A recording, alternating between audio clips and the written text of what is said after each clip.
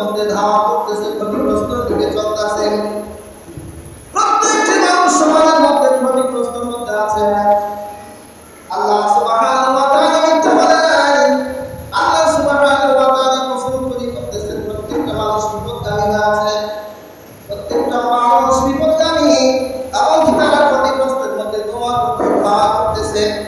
আল্লাহ সুবহানাহু ওয়া তাআলা তাদেরকে বিশেষ করে বললেন, ও মানুষগুলি ক্ষতিগ্রস্তের মধ্যে নাই, মানুষগুলি বাবা কথা মনে রাখেন।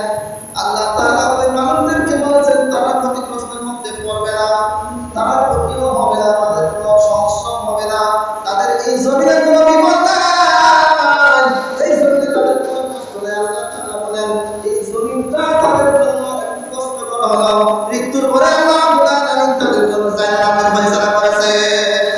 সুবহানাল্লাহ। তাদের কোনো চিন্তা নাই, সকল মানুষই ক্ষতিগ্রস্তের মধ্যে আছে, কিন্তু ওই শ্রেণীর মানুষ মধ্যে নাই যারা আল্লাহ তাআলা বলেন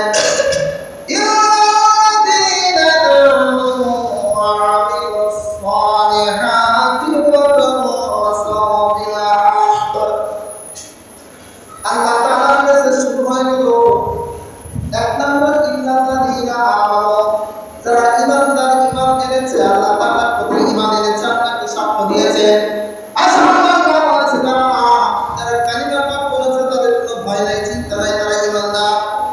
ওয়া মুহাম্মাদুর রাসূলুল্লাহ, যারা কালিমা পড়লো আল্লাহ তাআলা তাদেরকে ঈমানদার বলে ঘোষণা করলেন।